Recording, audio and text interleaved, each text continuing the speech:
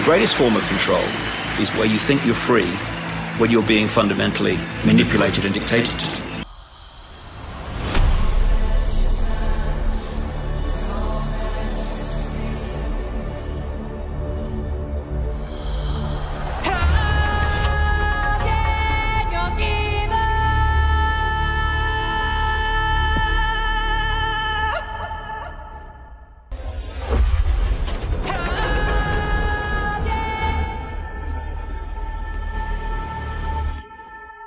En 1992, en plena era dorada de la hegemonía unipolar norteamericana, nos decía Francis Fukuyama que habíamos llegado al fin de la historia y al último hombre, que iban a terminar las ideologías y que, terminadas ellas, acabarían consecuentemente las guerras, las revoluciones y la sangre en la historia de la humanidad.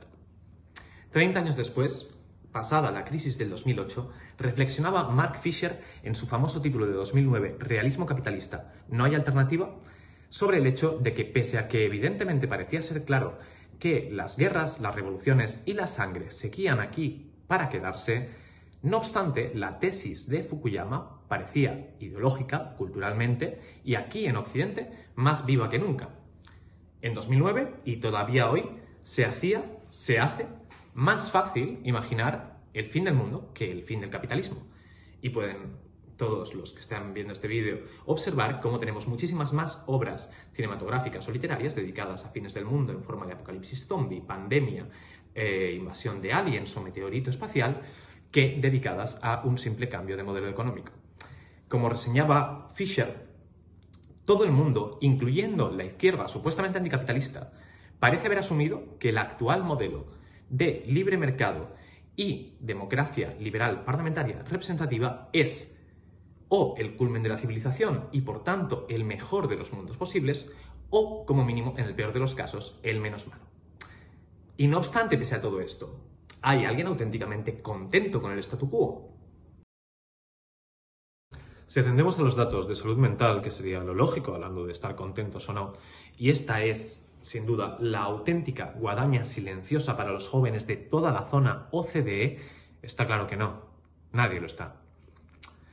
Incluso durante la propia pandemia de COVID, según fuentes tan poco conspiranoicas como El Mundo, durante la pandemia, decía, solamente el aumento de casos de suicidio entre los jóvenes, y no tan jóvenes, porque al final estamos hablando del grupo de edad de menores de 50, fue mayor que la mortandad por el virus en el mismo grupo. Se trata de datos peores que los de casi cualquier sociedad tradicional, y quienes hablan constantemente de una supuesta, quizás cierta, deriva reaccionaria en nuestros jóvenes deberían, quizás, antes de nada, pensar en ese aspecto, porque quizás explica muchas cosas, teniendo en cuenta que tal vez esa sea la primera de sus preocupaciones. Pues de poco sirve hablar de progreso al que en nada valora su propia existencia.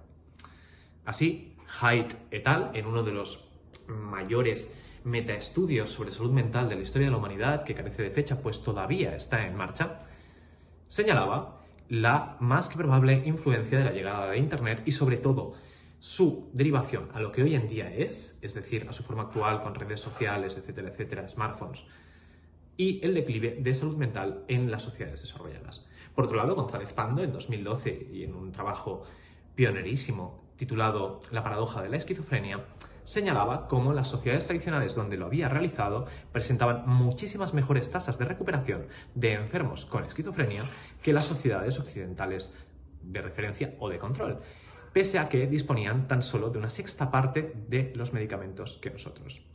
Como digo, tenían el doble de enfermos restituidos a su vida previa, curados o, como mínimo, lo dicho, reintegrados en la sociedad.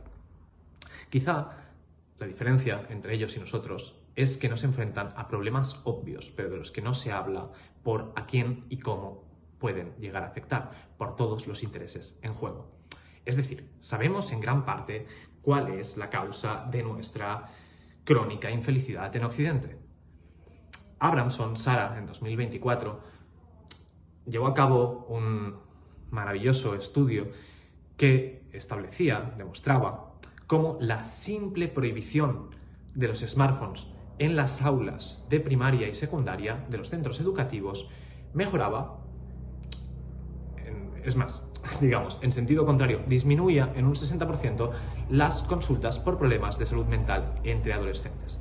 Y esto tuvo la ocasión de ponerlo en práctica, de comprobarlo empírica científicamente. En similar sentido, un estudio del Centro de Control y Prevención de Enfermedades de los Estados Unidos de América señalaba que desde la aparición de las redes sociales, los suicidios entre chicas adolescentes de entre 15 y 19 años habían aumentado en el país en un 60%. Y las niñas de 10 a 14 que se quitaban la vida en un 150%.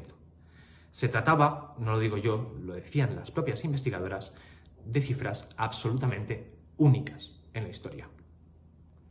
Es más, los propios creadores de las redes sociales reconocen en documentos publiquísimos, como el documental El dilema de las redes sociales, disponible paradójicamente en Netflix, el hecho de que su diseño es intencionalmente adictivo, está pensado para tratar de arrancar la mayor parte del tiempo posible del usuario, con lo cual ya se podría inferir, sin tener que investigar demasiado más, hasta qué punto esto puede ser negativo para la exposición de menores a ellas.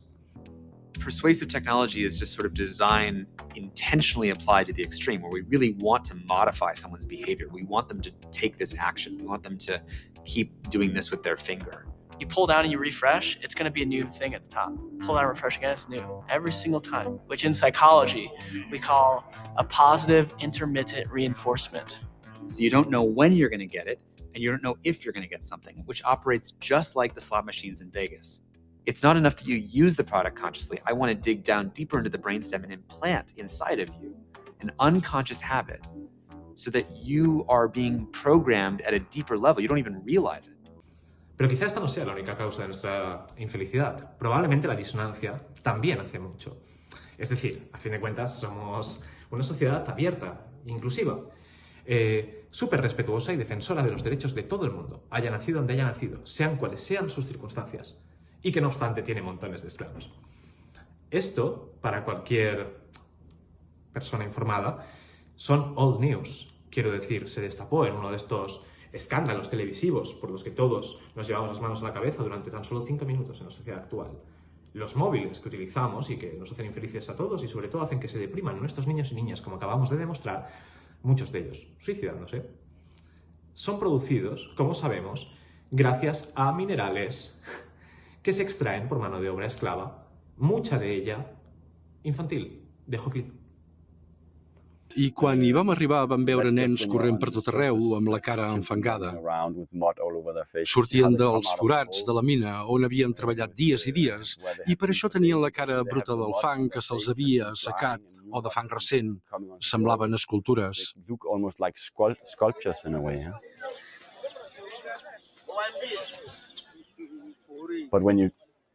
Però després, quan vaig entrar a la mina, dins d'aquell forat, vaig veure com treballaven, sense cap mena de protecció ni seguretat, només excavant forats sota terra. Estar en aquest lloc és espantós. Por si esto no fuera suficiente, o pensáramos que se haya desactualizado, de muy similar modo, a día de hoy, las grandes ciudades de Dubái, de Arabia Saudí o de los Emiratos Árabes, que tanto os encantan a todos o que tanto nos encantan a todos, de nuestros influencers favoritos y de nuestras vacaciones de verano soñadas, han sido también mayoritariamente construidas por esclavos bajo el llamado sistema de kafala, como puedes ver en este artículo de la BBC. Y siendo, pues, tan obvio, ¿por qué nadie reacciona? Bien, esa es la cuestión. Podemos decir que en gran parte se explica porque somos todos una panda de adictos a la dopamina que nos pasamos el día scrolleando el móvil. Y sería cierto, eso es gran parte de la explicación. Pero creo que hay algo más. Y que reconocer el problema es la primera parte de empezar a solucionarlo. Y que ese segundo problema se llama la máquina de fango de la desinformación. Y hay una parte de esta que es inevitable. Ya en 1970, Toffler, Alvin, nos hablaba en su libro The Future Shock de cómo los campos informativos estaban sobresaturados, de cómo sencillamente el desarrollo tecnológico nos posibilitaba, nos obligaba, de hecho, a lo largo de nuestro día a día, a interactuar con muchos más bits de información que ninguno de nuestros ancestros. Es decir, Descartes, por ejemplo, contaba con una biblioteca de unos 1000 libros, muy inferior al número de ejemplares que puedo contar yo en mi casa, no mencionemos los que pueda tener acceso. Esto, por otro lado, intelectuales como Luis Racionero, en su libro de 1985, Los bárbaros del norte y el Mediterráneo, o Desmond Morris, en El zoo humano, entre otras de sus obras, lo correlacionan con la pérdida de la escala humana de nuestras civilizaciones y cómo de poco biológica, psicológicamente estaríamos preparados para ese cambio de escala, para tener que relacionarnos con miles y miles, cuando no millones, en un sentido amplio, de personas en nuestro día a día. Y eso es verdad, es inevitable, es simplemente parte del desarrollo tecnológico. O sea, no es que sea inevitable, pero si queremos ser una sociedad compleja de millones y millones de individuos, viene como parte del trato. Pero eso se podría combatir. Lo que no era inevitable era la degradación de nuestros medios, que se han convertido en panfletos. Era que nuestros políticos nos hablen como a burros. O sea, es que está demostrado, y aquí están las fuentes, que el nivel medio de los discursos y de los debates parlamentarios ha bajado en tan solo un siglo de ser un nivel postuniversitario a ser un nivel de segundo de la ESO. ¿Cómo puede esto influir en la población? Lo que tampoco era inevitable, y esto sí que me pregunto de verdad cómo hemos podido permitir que pasara, era convertir a generaciones y generaciones de individuos en adictos a las pantallas y como los llamaba Sartori en su libro de 1998, La sociedad teledirigida, en homo videns, en personas que demostradamente, y esto lo señaló en el estudio de Microsoft Canada de 2015, han perdido tal cantidad de capacidad de atención que a día de hoy la media de capacidad de atención del ser humano está por debajo de la de un goldfish, de los que tienes en la pecera. Señora, ¿la está molestando? Ya se me olvidó. Estos son datos objetivos y me pregunto de verdad cómo hemos podido llegar a eso. No, nada es inevitable. Son actos humanos y no divinos y por tanto podía haber ocurrido otra cosa. Y hacía muy bien la izquierda de este país, por ejemplo Podemos, en denunciar eso y en hablar de la máquina de fango, de la desinformación. El peligro, no obstante, es que ellos mismos se hayan convertido en parte de eso y que tengamos ahora mismo panfletos como neutral ocupándose de supuestamente perseguir los bulos. O sea, alguien que ha publicado esta pedazo de bazofia en la cual se califica que alguien que estaba haciendo el saludo romano estaba tratando de mantener el equilibrio, que es absolutamente un insulto a la inteligencia de cualquiera.